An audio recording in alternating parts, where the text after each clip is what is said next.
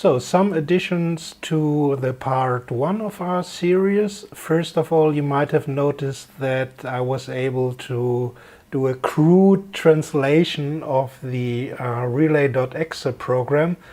Well, it's not a real translation. I've just hacked the hex file of the program and replaced the German expressions with English ones, though it was not always successful, like here in pattern. Perhaps I'll change that to data at a later date, and you might notice that now the relay numbering on the program is identical to the relay numbering on the RIST itself. So that's one thing. Second, I told you that it's possible to program up to 30 steps, 30 time steps. In fact, a few years ago we changed to another microcontroller, and the controller itself takes up to 60 steps, but the program relay.exe is limited to 30 steps. So if you program the steps by sending byte commands over the serial port, which I'll explain in part 3 of the series, then you can in fact program up to 60 time steps.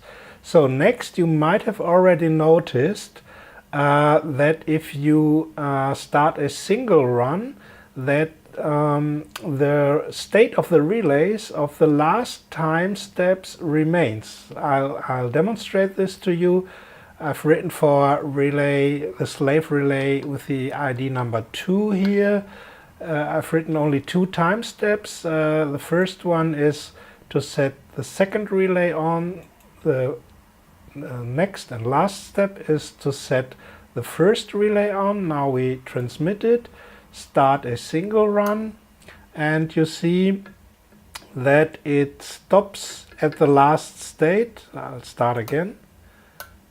Yeah, it remains here no matter what the time step is, and we did this on purpose because if you want to have this functionality that the last step shall be continuously standing, then this is quite useful. Of course, if you want to set the relays off, well, you just program as the last step all relays off. Let's transmit this, start a single run, and now you'll see it puts the relays out after the second step, and here all steps are 1 second.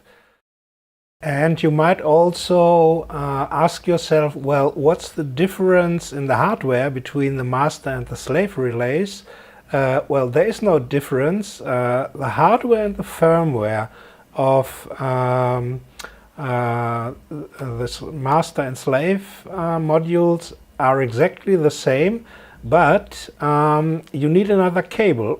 You need at least one cable from the modular jack to the serial COM port. This is a special cable that is delivered with the RIST. For the slave modules, you need this interconnect between the modular jacks, and that's what we call the RIF, which stands for German Relay Interface Expansion or Erweiterung. And so the only difference between the RIST and the RIF is the RIST has the serial cable and the RIF has the interconnect cable.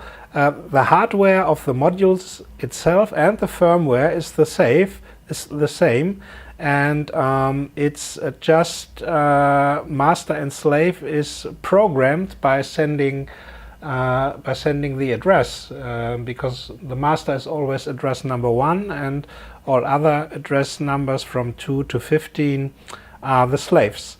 So that for an explanation between the RIST and the RIF.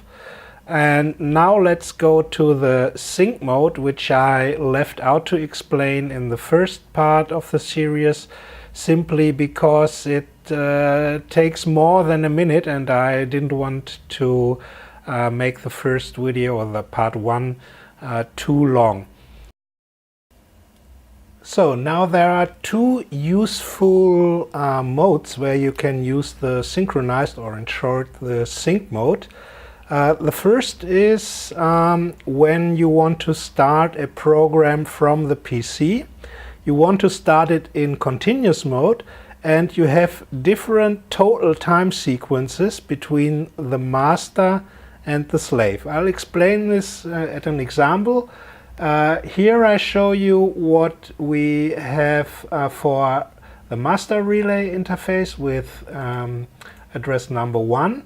It just switches each relay in sequence from relay number 1 to relay number 8. Then it switches all relays on, and finally all relays off. Now these are 10 time steps with a time unit of half a second and a multiplier of 1, and this gives us a total for the sequence of 5 seconds. For the second relay, the slave or any other further cascaded slaves, I've left the program that we had in our example just a minute ago, which means first of all relay number 2 is set up for 1 second, then relay number 1 is set for 1 second, and the last steps is all relays off for another second. Now this means that the sequence for the slave relay is only 3 seconds long. And now what happens is, when I start the continuous mode, is that both sequences start at the same time, but relay number 2 waits when it's ready after 3 seconds until the sequence of the master relay interface has also finished, which means it has to wait another 2 seconds until relay number 1 restarts its sequence. I think it's easier if I'll demonstrate it. We have to set for the synchronized modes the address to all and start continue. It doesn't make any sense in single run because then only both relay or all relay interfaces start at the same time and stop after their last step. The synchronized mode makes sense when we have continuous run and different time sequences between the connected or interconnected relay interfaces. Now let's start, and we'll see already now the second relay is ready, and it restarts only after the master relay interface has finished its time sequence. Now watch for a few seconds and I think you'll understand the purpose of the synchronized mode. Okay, let's stop it now.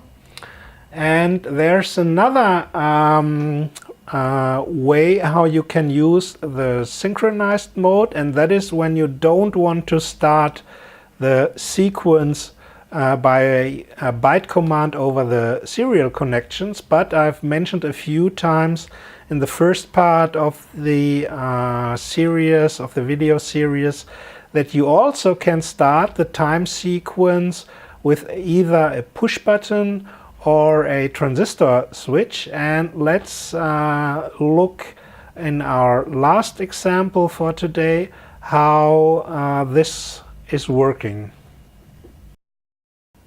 So to better understand how the synchronized modes works without a connection to the PC, I've changed the setting a little bit.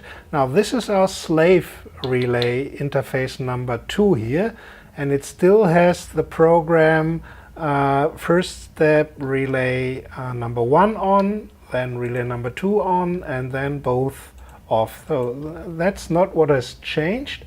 And now I start a single run, and you will see no, it doesn't start. And now we disconnect the PC, the COM port line. And what you see now here is that on the data line I've managed to solder a little push button. And what you have to know is this is a normally closed switch, which means it is now closed, and when I push it, then it opens the contact.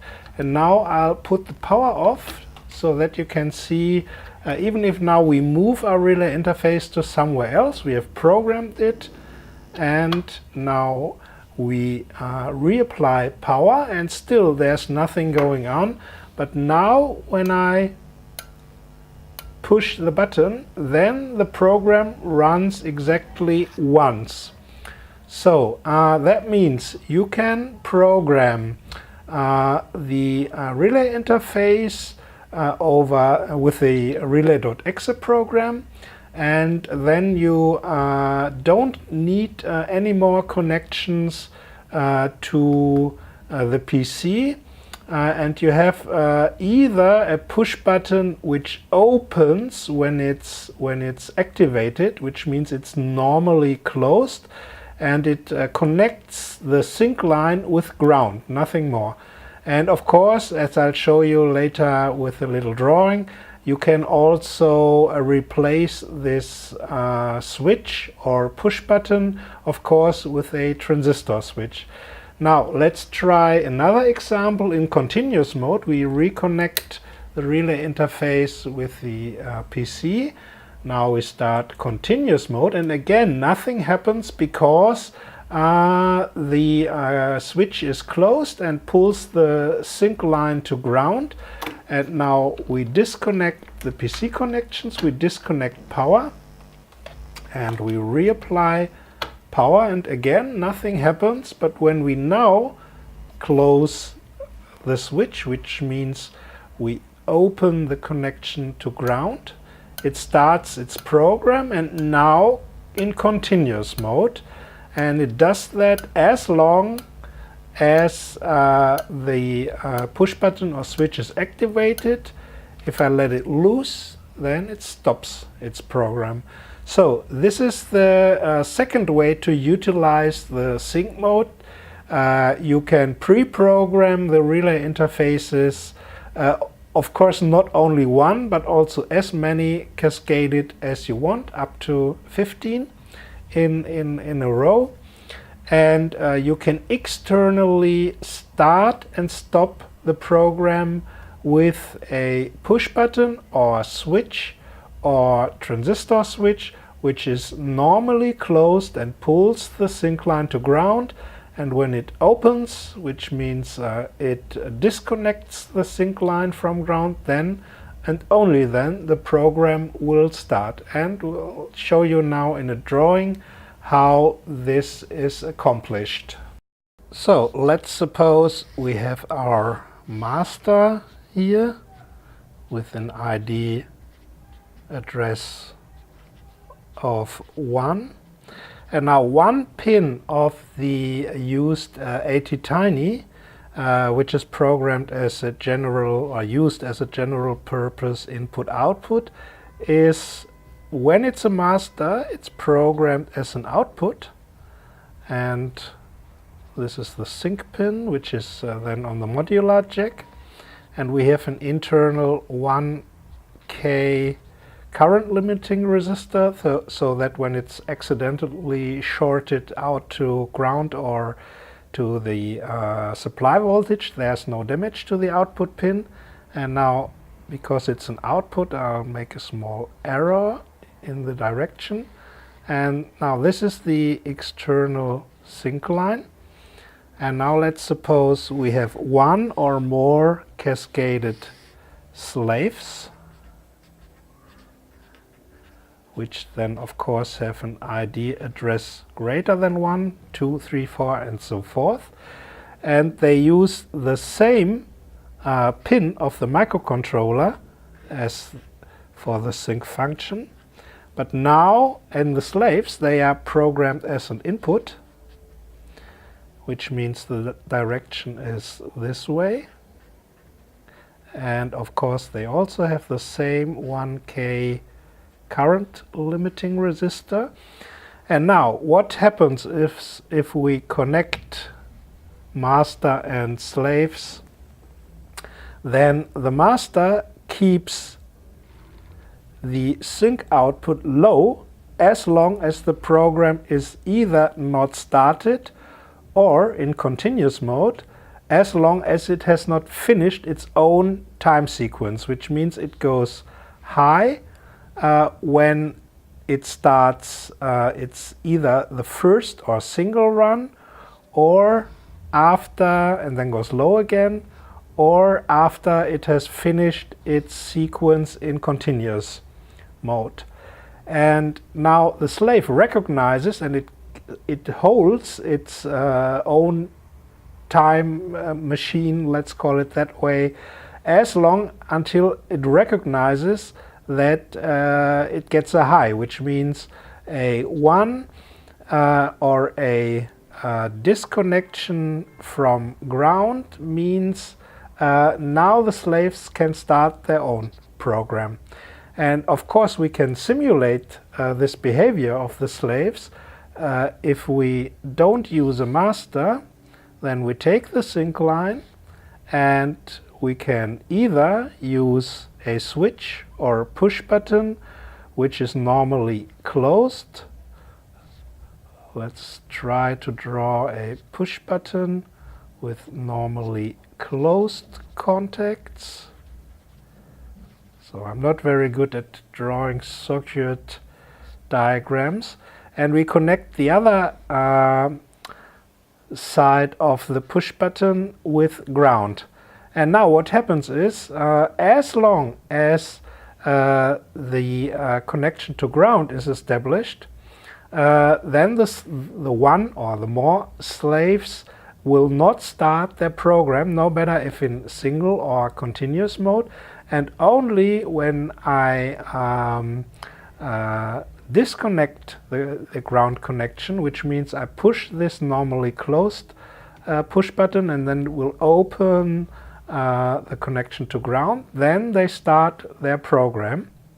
And you may wonder, well, but where's the connection to VCC, to the power supply? We don't need it because we use the internal pull-up of the ATtiny output, which means we have internally a resistor of around 50K, which is connected to VCC, and that means when we release the connection to ground, then the sync input pin will recognize now, I've got a high because the internal pull-up pulls the input to high. And of course, instead of a switch or a push button, we can use a transistor switch, which is connected very simply that way.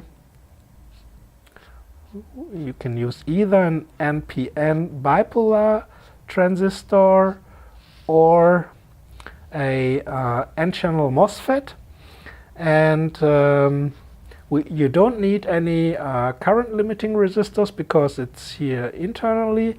And now you can, with a signal to the base or to the gate of your NPN or to your N-channel MOSFET, now you can simulate the same as if you would have a push button or a switch. So very simple and very effective, and I hope it became clear how it is done.